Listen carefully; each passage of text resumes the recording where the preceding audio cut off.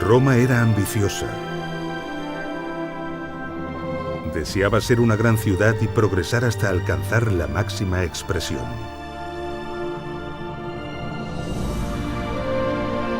Y lo logró con tal éxito y eficacia que sirvió de modelo e inspiración para la fundación del resto de ciudades del imperio.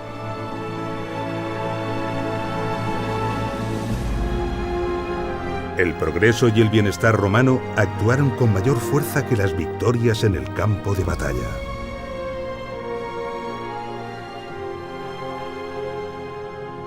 Esta fue, seguramente, el arma de romanización más poderosa que jamás existió.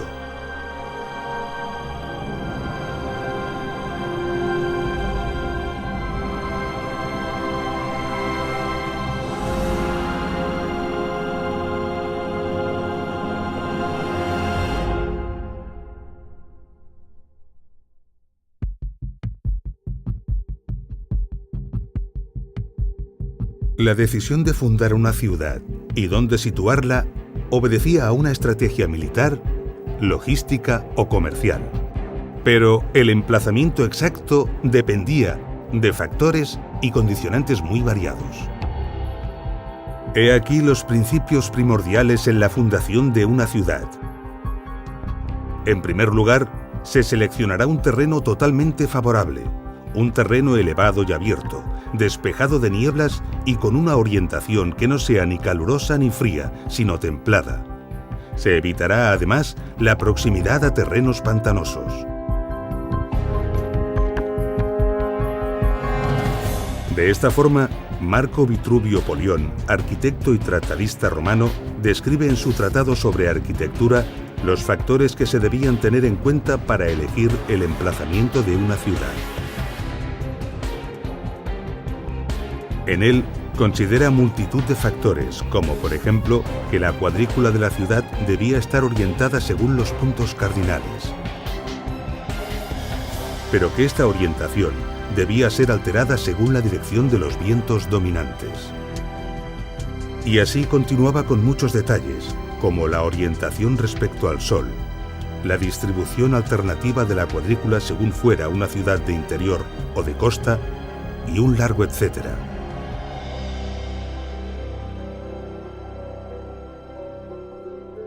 Pero para los romanos había un condicionante crítico y fundamental por encima de todos los demás: el agua.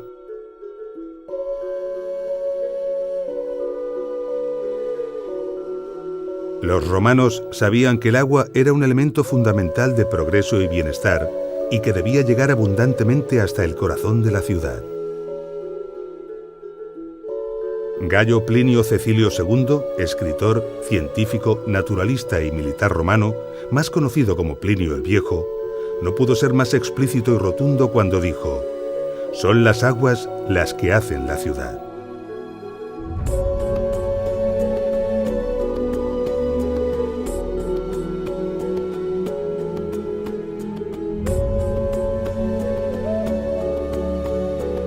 Era inconcebible que una ciudad, por pequeña que fuera, no dispusiera de agua potable y de baños públicos.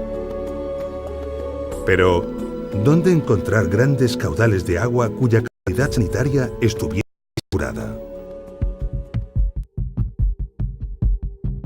Los pozos ofrecían agua de gran calidad, pero de escaso caudal. Los ríos, aunque pudieran ser caudalosos, no ofrecían las garantías sanitarias exigidas por los romanos. Y lo mismo sucedía con los lagos y las presas.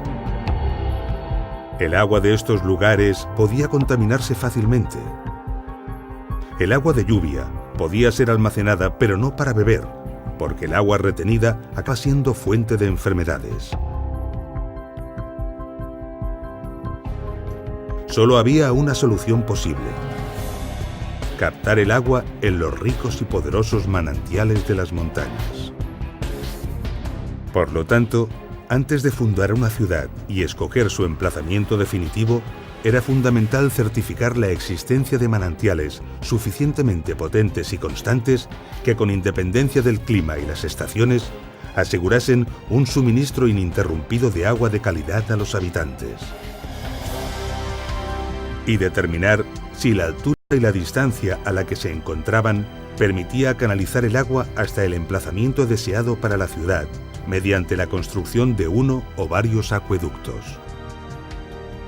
Solo una vez certificado esto, el emplazamiento de la ciudad podía confirmarse.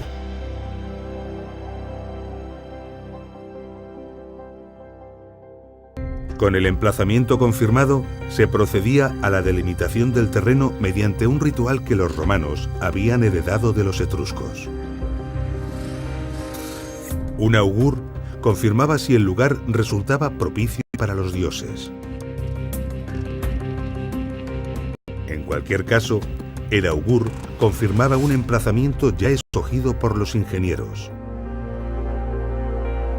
Luego, se procedía con la inauguratio. En un punto central del espacio elegido se abría una fosa y se introducían en ella ofrendas y tierra del lugar de origen de los fundadores. Después, se marcaba el perímetro de la ciudad con un arado tirado por una yunta de bueyes guiada por un sacerdote. Sobre este perímetro se situaría la muralla defensiva de la ciudad. Después, un mensor calculaba y delimitaba las zonas en el interior de este espacio. Finalmente, un sacerdote oficiaba la consagración mediante un sacrificio en honor de la tríada capitolina, formada por los dioses Júpiter, Juno y Minerva.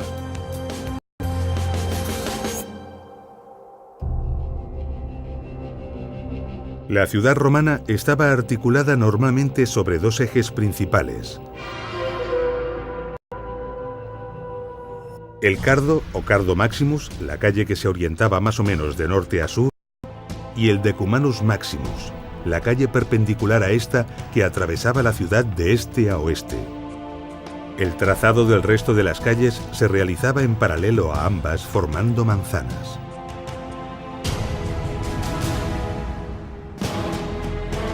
El núcleo de la ciudad era el foro. Se trataba de una gran plaza porticada, por lo general rectangular, donde se hallaban los principales edificios públicos.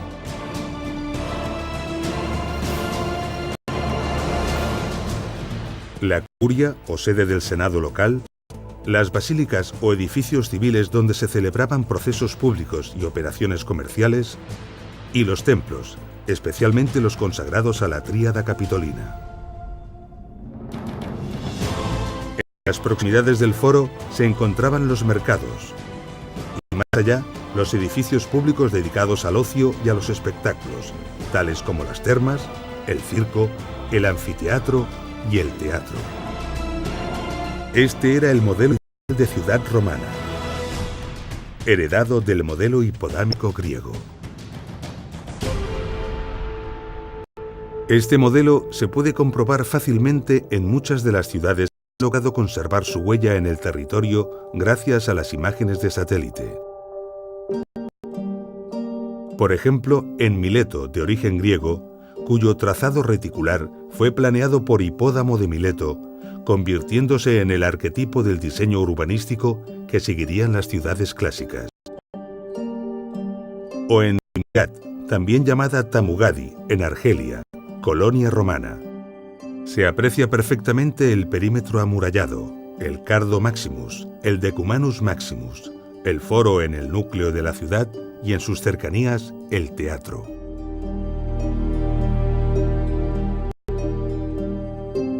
Pero el modelo ideal podía ser alterado. Podemos verlo en muchas ciudades. Por ejemplo, en Pompeya, en Italia. Esta ciudad se desarrolló sobre el terreno sin una cuadra claramente hipodámica.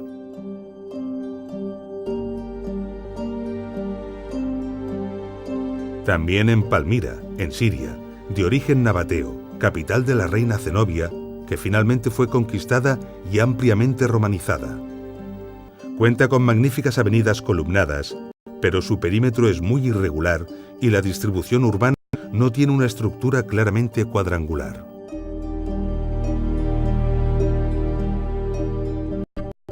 Pero en ocasiones el modelo podía alterarse considerablemente. Cuicul, colonia romana en Argelia, es un buen ejemplo. O Cirene, colonia griega en Libia, distribuida a lo largo de una gran calle en el Castro. O Éfeso, de origen griego y muy transformada por Roma, sin avenidas perpendiculares entre sí, pero con una gran calle principal y una enorme avenida porticada hacia el puerto.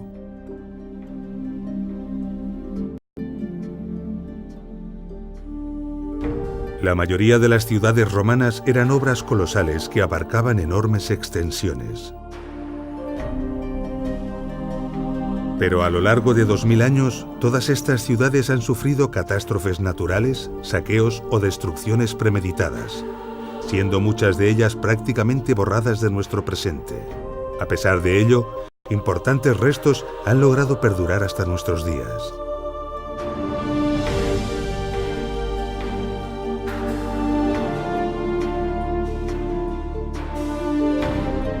Pero resultó que el emplazamiento escogido para algunas ciudades romanas fue tan idóneo y ventajoso que tras la desaparición del imperio, nuevas ciudades fueron construidas exactamente en el mismo lugar. Algunas de estas ciudades han perdurado hasta nuestros días y son el resultado de una evolución urbanística de más de 2000 años. En la actualidad, estas ciudades son maravillosos yacimientos arqueológicos. En ellas, la interpretación de los antiguos restos romanos supone un enorme y apasionante desafío.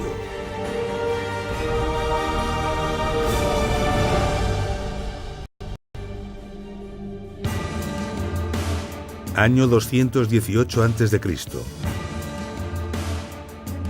El ejército cartaginés, al mando del general Aníbal Barca, emprende una gran campaña contra Roma. Para ello, decide cruzar Iberia y el sur de la Galia. Su objetivo es atravesar los Alpes para dirigirse directamente a Roma. Para cortar la vía de suministro al ejército cartaginés, Roma decide desembarcar en la antigua Iberia. Era fundamental cortar los suministros y las comunicaciones entre Aníbal y su retaguardia para así aislarlo. Pero para ello debe encontrar un emplazamiento militar estratégico en la costa mediterránea.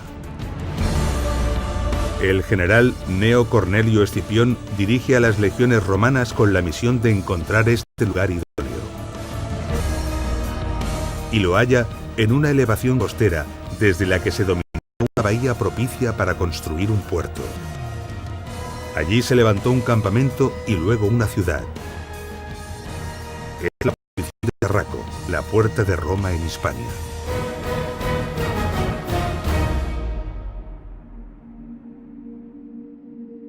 Estas ventajas tan evidentes para el emplazamiento de una ciudad perduraron a lo largo de los siglos y el resultado es Tarragona, una placentera y próspera ciudad mediterránea española.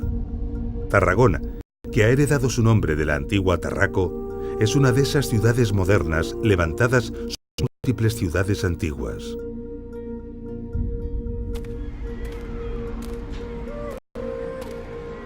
Pasear por Tarragona es algo muy especial. El hecho de que Tarragona esté exactamente en el mismo emplazamiento que la antigua Tarraco hace que al caminar, la historia te salude a cada paso. En los próximos minutos asistiremos a un gran espectáculo en el que comprendemos la grandeza y esplendor que se oculta tras cada una de estas piedras.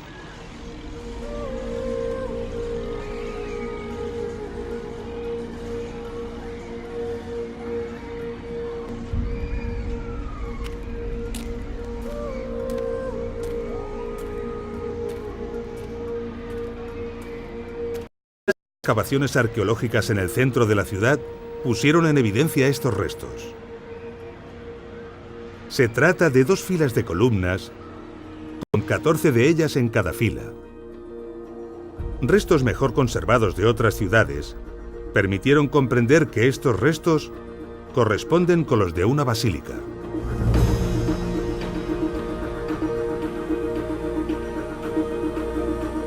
Era un gran edificio de 3 naves. La nave central es más elevada que las laterales, hecho que favorecía la iluminación del interior.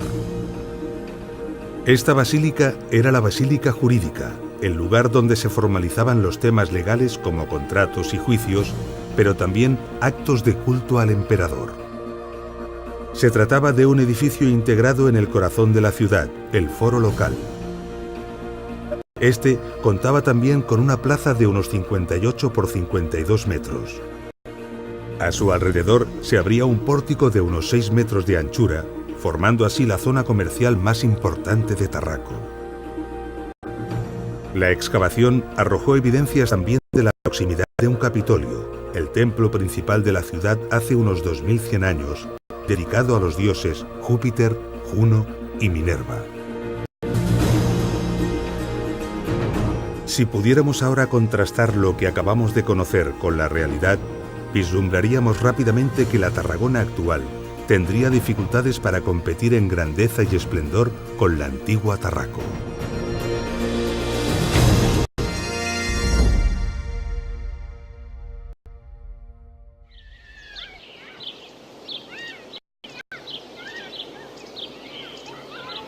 En el norte de Tarragona encontramos un bonito y tranquilo parque llamado Campo de Marte. Es un lugar que nos traslada al pasado y nos ofrece paseos silenciosos y reflexivos. Este parque está situado al pie de las antiguas murallas romanas de Tarraco. Estas murallas son excepcionales por diversas razones. Primero, porque son una de las construcciones romanas más antiguas conservadas fuera de Italia. Segundo, porque a pesar de esta antigüedad, son de las mejor conservadas del mundo.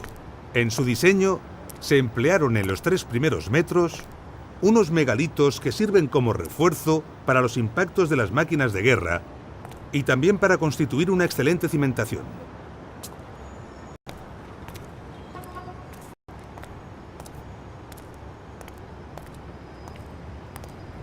Impresionan estos tremendos bloques de piedra y sobrecoge pensar cómo fueron trasladados hasta aquí y colocados en su sitio. El peso de alguno de ellos debe de sobrepasar las 30 toneladas.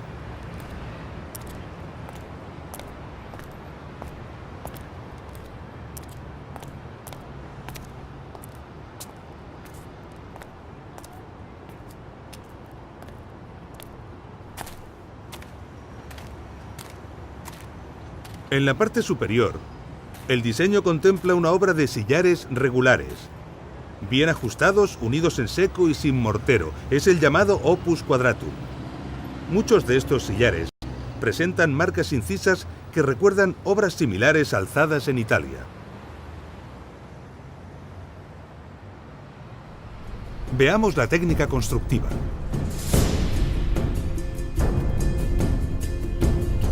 La base de la muralla tiene unos 5 metros de ancho.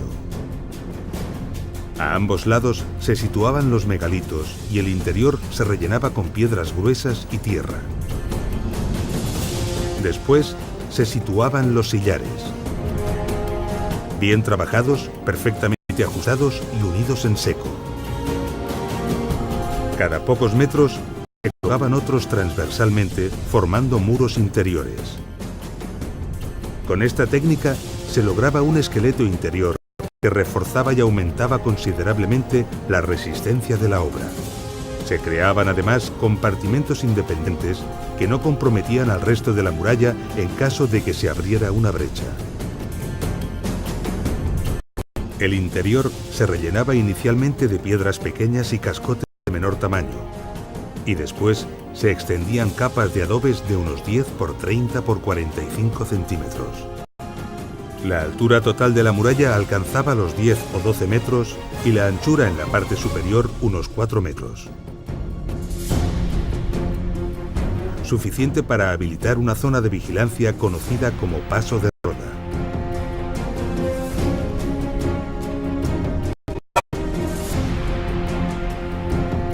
A distancias hábilmente estudiadas se levantaban torres. En ellas se situaban los soldados, a veces armados con escorpiones, cuya misión era defender la muralla. La distancia entre estas torres estaba normalmente determinada por el alcance de estas armas. En la cara interior, rampas inclinadas permitían permitían el acceso rápido y eficaz de personas y máquinas de guerra al paso de ronda.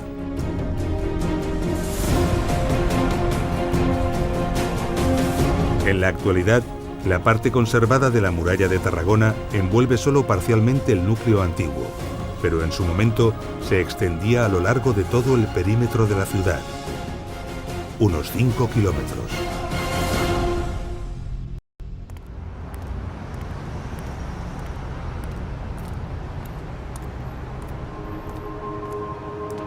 La adaptación de Tarraco a un terreno en pendiente y siendo una ciudad de costa, condicionó su distribución.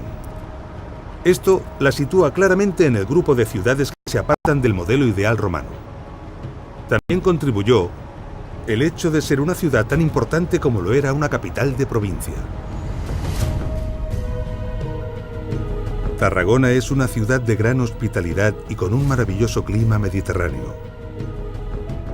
Parece que esto ya era así hace 2000 años, porque los textos antiguos ya hablan de que Tarraco tenía una población cordial y su clima parecía una eterna primavera. Así, la población de Tarraco era importante. Tenía un gran comercio y muchos visitantes, y los edificios de espectáculos estaban dimensionados en consecuencia.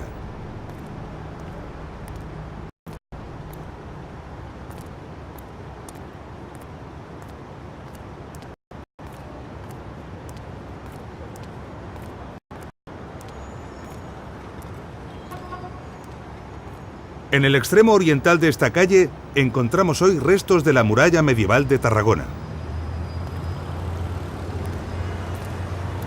Este es un sector de la ciudad que ha estado ocupado durante mucho tiempo y hasta la época moderna por fortificaciones militares que han aprovechado los restos romanos. Por fortuna sin malograrlos gravemente. Así que, tras estos muros, tenemos una agradable sorpresa.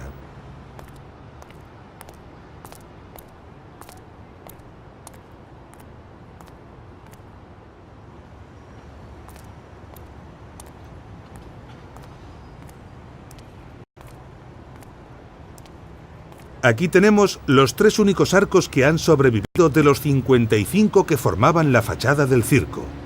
Tienen 7 metros de altura. Realmente impresionantes.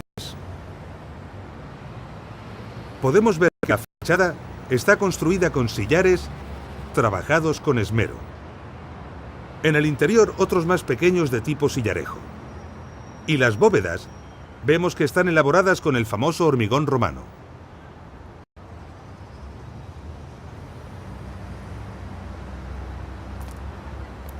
Estos arcos estaban normalmente cerrados con rejas que se abrían al público con ocasión de los espectáculos. Estos espacios abovedados servían para diferentes usos. Este en concreto tenía unas escalinatas para el acceso a las gradas superiores.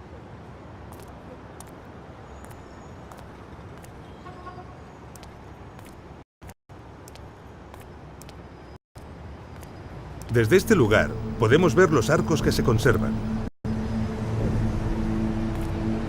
Y desde aquí tenemos las cimentaciones de los que no han conseguido perdurar.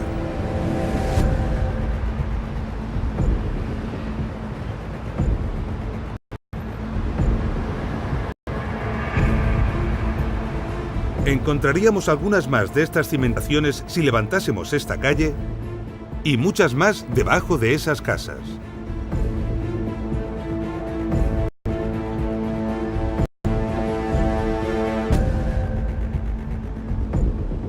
Allí se insinúa claramente la forma de las gradas.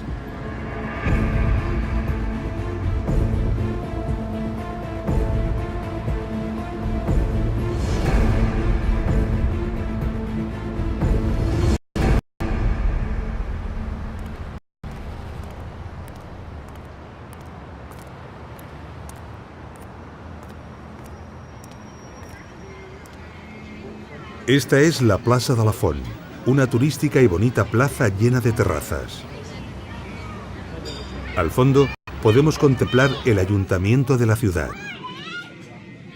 Donde ahora la gente toma café, antaño corrían los caballos. Así que nos encontramos justo en la la arena del circo. Esta plaza ocupa aproximadamente un 20% de la superficie del circo. Eso nos da una idea del tamaño original que tenía esta enorme construcción. Las casas del lado sur de la plaza se apoyan en las cimentaciones romanas y cuando fueron construidas, su ancho quedó condicionado por las bóvedas originales del circo. Por eso sus dimensiones son tan similares.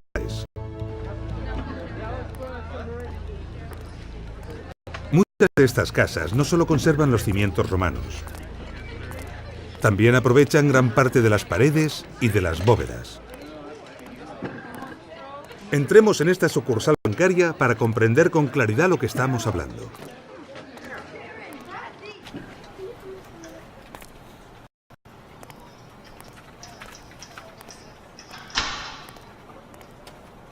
Aquí podemos ver que este local ha heredado el hueco de una bóveda, concretamente la número 28 de la fachada del circo. Con acierto y mucho gusto, esta entidad bancaria tuvo en cuenta todo esto a la hora de plantear su decoración. Y en las paredes han dibujado el perfil de las gradas, didáctico y precioso.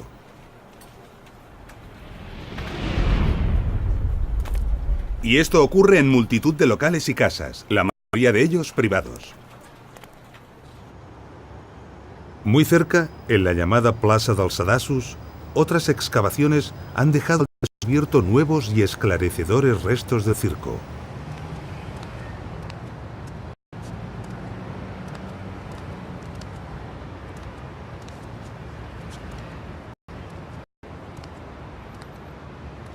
Estamos frente al graderío norte. Aquí se levantaba un muro de sillares, que es donde comenzaban las gradas.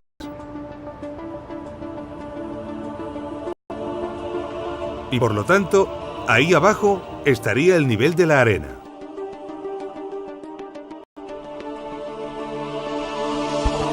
También podemos ver parte de las bóvedas que soportaban las gradas.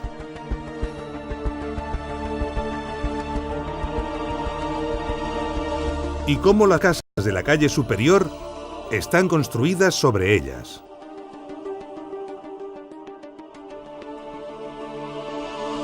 Podemos ver ahora con mayor claridad que nunca cómo las casas aprovechaban las cimentaciones romanas.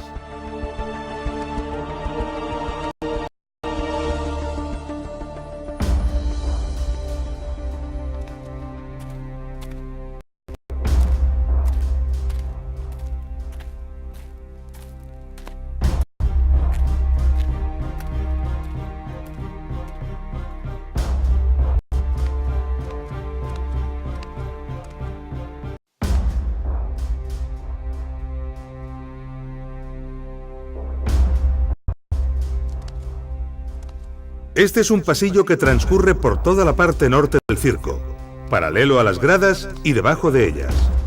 Antaño debió abarcar toda la longitud que el circo tenía, pero actualmente solo se conserva como un tercio del total.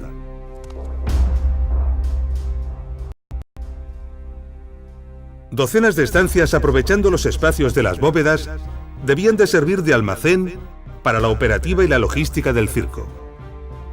Podemos observar la gran cantidad de hormigón romano empleado en esta obra. Su solidez era vital, pues debía soportar el peso de miles de espectadores.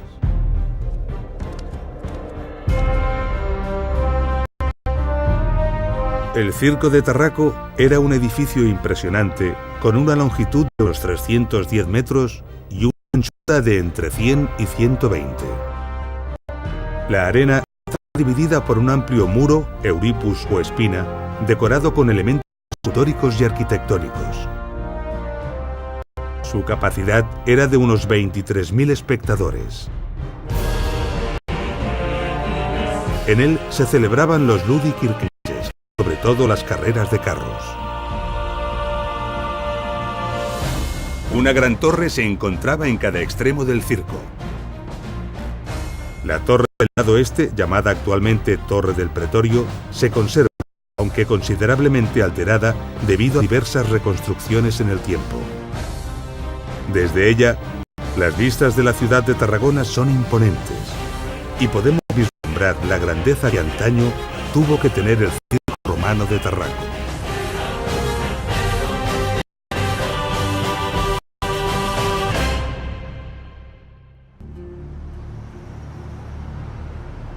Nos encontramos en la Torre del Pretorio. Aquí, en su base, tenemos pistas importantes de cómo continuaba la ciudad en la parte superior del circo. Sobre este muro original romano, tenemos una decoración con pilastras.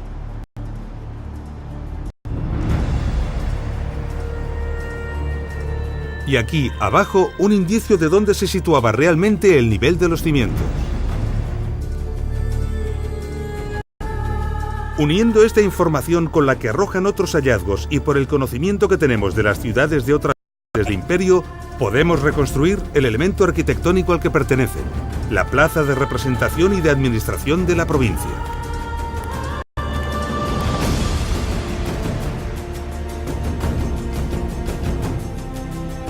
Se trataba de una plaza increíblemente grande. Quizás la segunda más grande de todo el Imperio Romano.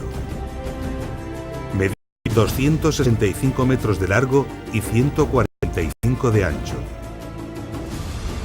Las construcciones perimetrales acogían los equipamientos propios de la administración provincial: archivos, tesorería, aulas de reunión. El interior de la plaza estaría seguramente adornado de jardines, fuentes, inscripciones honoríficas y numerosas estatuas.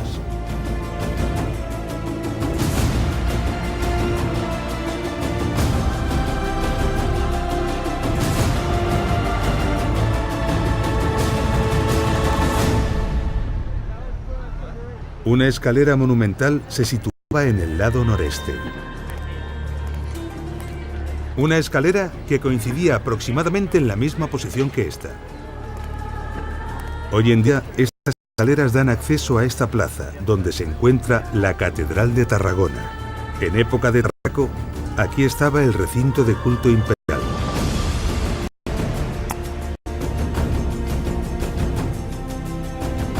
Otra gran plaza, esta vez de 156 por 133 metros.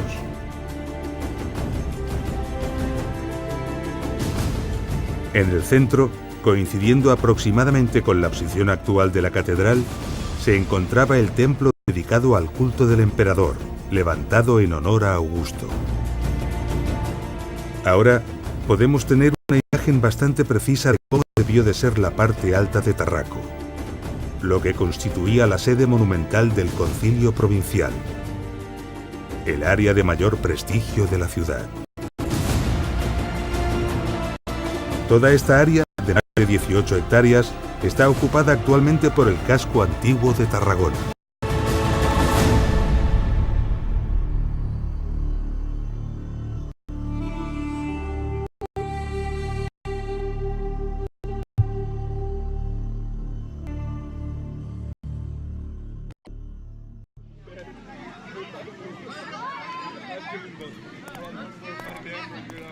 La zona alta de Tarraco era una zona destinada a las élites políticas y económicas de la ciudad. Actualmente está ocupada por el casco urbano de Tarragona. Así que hace 2000 años, exactamente en este lugar, paseaban políticos romanos entre exuberantes fuentes, jardines y estatuas de mármol.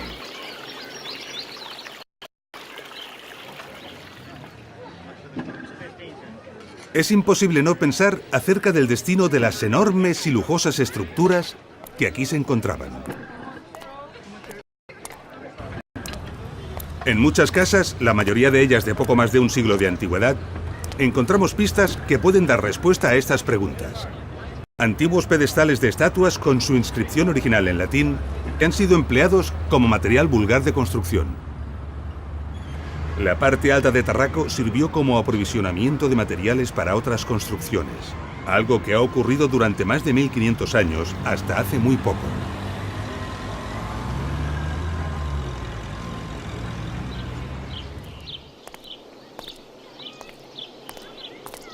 Los restos de Tarraco son tan parciales que se precisan de cuidadosos estudios para ser ya que por sí solos no ofrecen una imagen de lo que antaño fueron. Pero hay una bella excepción, el anfiteatro.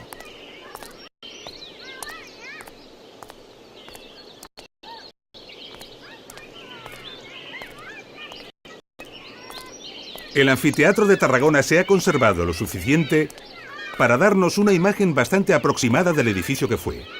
A ello han contribuido diversas restauraciones.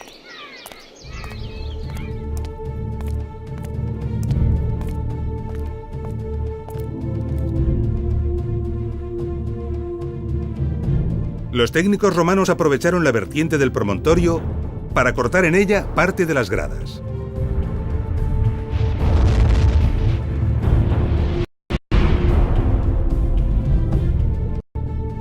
En las zonas donde el terreno no lo permitió, las gradas se levantaron sobre bóvedas. La obra que destaca en la arena son los restos de una basílica del siglo VI y de un templo románico del siglo XII. Tanto la basílica como el templo se levantaron con bloques de piedra del propio anfiteatro. Por lo tanto, estos restos no pertenecen a la obra original.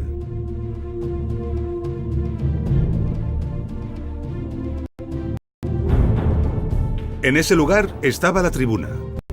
Es una gran bóveda que antaño estaba profusamente adornada y estaba destinada a las autoridades que presidían los juegos. Podemos ver unos fosos que cruzaban transversalmente y longitudinalmente la arena. Originariamente estaban cubiertos con tablones de madera.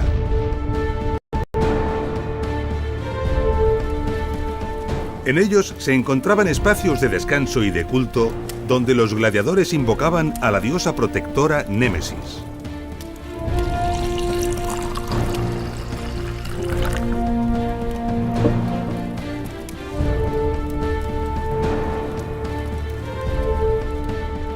Un gran acceso a la arena permitía la entrada solemne de los gladiadores, la Porta Triumphalis.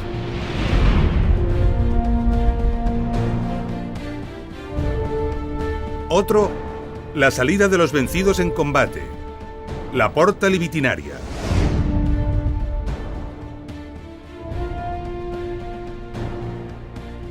Unos enormes mástiles sostenían y tensionaban un ingenioso sistema de cuerdas ideado para recoger y desplegar a voluntad una enorme carpa, el velarium.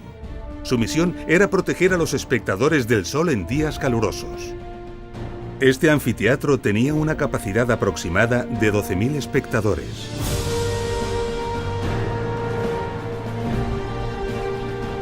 El espectáculo representativo de los anfiteatros consistía en la lucha de gladiadores y caza de animales.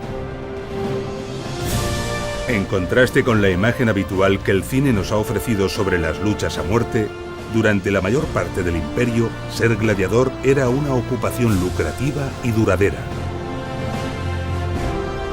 Muchos gladiadores tenían familia y desde luego no perdían la vida en la arena.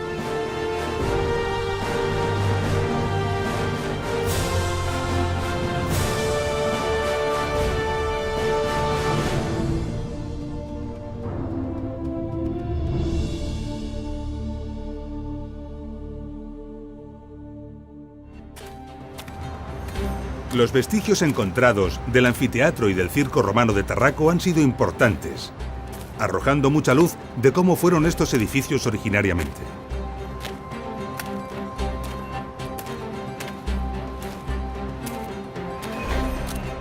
Sin embargo, del Teatro de Tarraco, el edificio de espectáculos que nos queda por ver, solo se ha conservado la cimentación y parte de las 5 primeras gradas. Para poder imaginar cómo fue el Teatro de Tarraco, debemos trasladarnos a otra parte del imperio.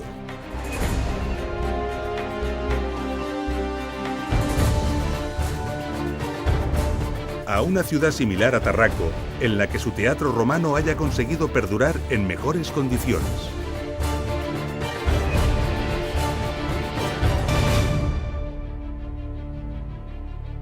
Año 209 a.C.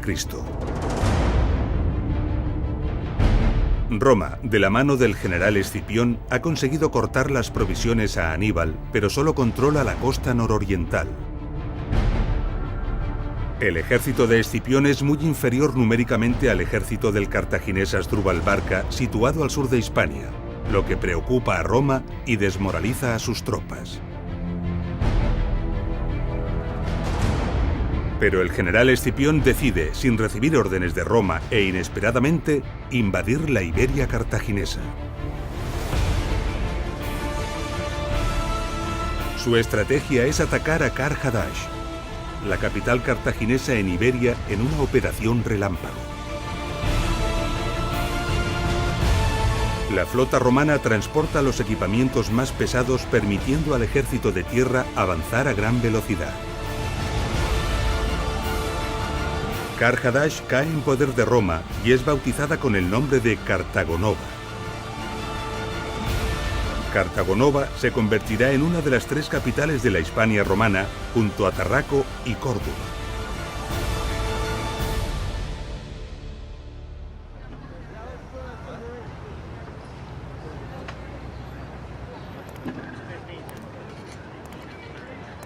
Al igual que sucedió con Tarraco, el emplazamiento de Cartagonova era tan ventajoso que a lo largo de los siglos se ha mantenido una ciudad en el mismo lugar. Esta ciudad es la actual ciudad española de Cartagena. Antiguamente, la ubicación de Cartagena era una península en medio de una bahía fondeadero ideal para los barcos. Un gran puerto natural rodeado de colinas que facilitaban su defensa. Un lugar muy privilegiado que fue rápidamente escogido por los cartagineses. Desde entonces, nunca ha dejado de ser un emplazamiento estratégico y militar, convirtiendo a la Cartagena actual en un crisol de multitud de épocas y culturas y un gran centro cultural y turístico.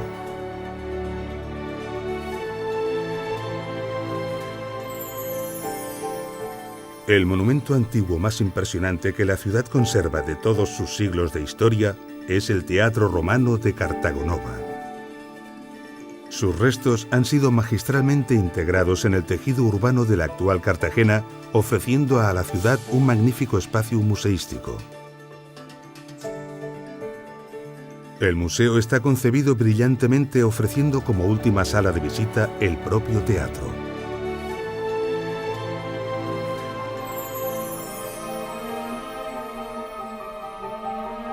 Todos estos restos y la estructura conservada del Teatro Romano de Cartagena son suficientes para imaginar cómo debió ser antaño esta construcción. Las representaciones teatrales tenían lugar en el proscenio.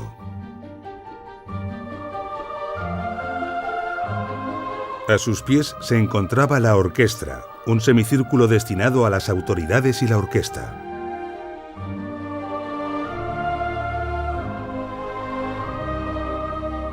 Envolviéndolo todo estaba la cavea, estructura semicircular que albergaba las gradas.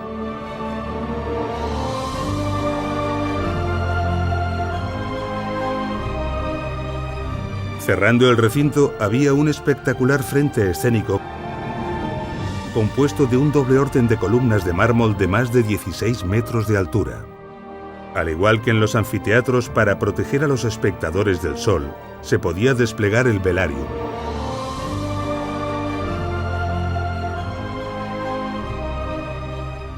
Tras el frente escénico había un gran espacio ajardinado.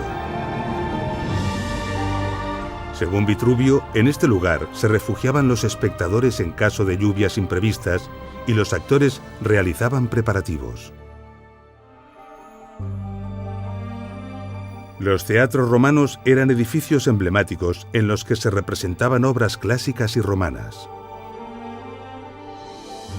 Su destino principal era, como el de los demás edificios de espectáculos, el ocio ciudadano.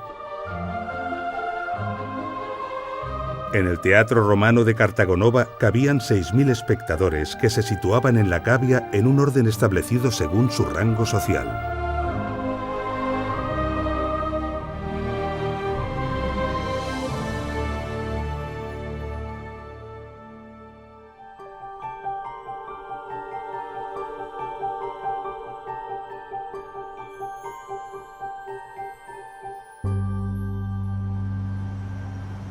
Cartagonova fue una ciudad muy parecida a Tarraco en importancia y en número de habitantes.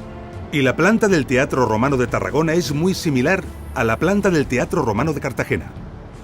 Por lo tanto, a pesar de la escasa información que de este disponemos, podemos atrevernos a reconstruir el Teatro Romano de Tarraco.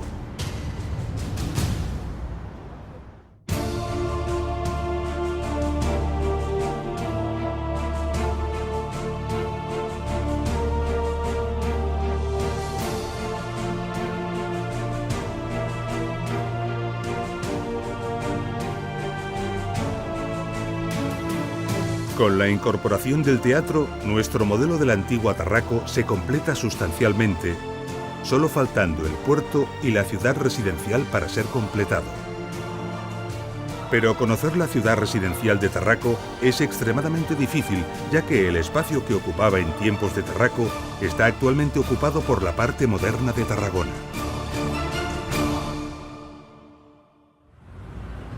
Cuando paseamos por la parte residencial y moderna de Tarragona, hay edificios que llaman la atención por su curioso diseño. Aquel edificio, por ejemplo, tiene el parking destinado a los coches elevado y no subterráneo como es lo habitual.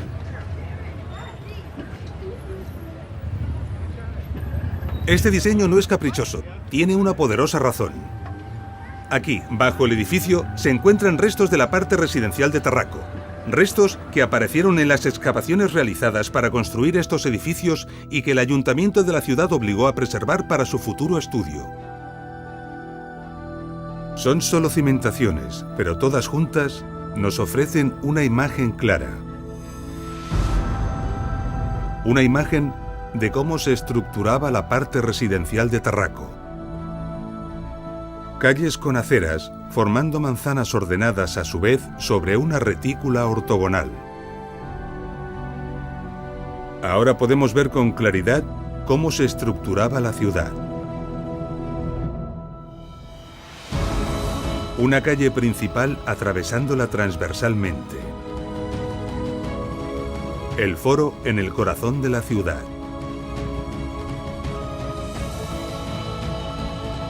En la parte alta, la zona administrativa, el circo y fuera de las murallas, el anfiteatro. Coronándolo todo, el recinto de culto. Y en el sur, con toda seguridad, el puerto. Un puerto hipotético basado en el conocimiento adquirido de otras ciudades, ya que hasta la fecha no se han encontrado vestigios que nos indiquen cómo fue realmente el antiguo puerto de Tarraco.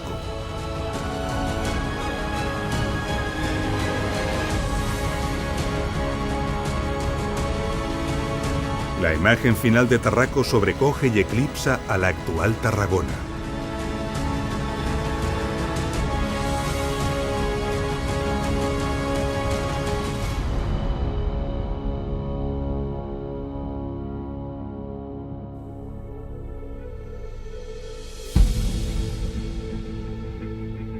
Estamos al final de nuestro episodio.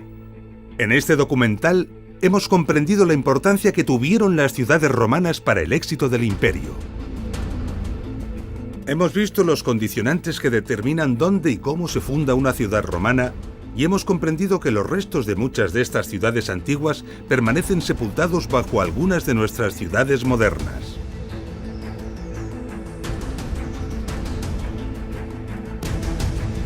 Hemos asistido al espectáculo de interpretar los restos antiguos de una ciudad romana y enfrentarlos a una ciudad moderna. De esta forma hemos reconstruido el Gran Teatro Romano de Cartagonova.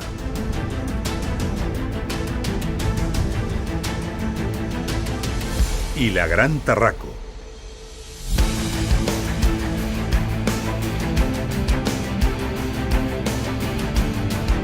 Tarraco era una gran ciudad, pero empequeñece comparada con las ciudades más grandes del imperio.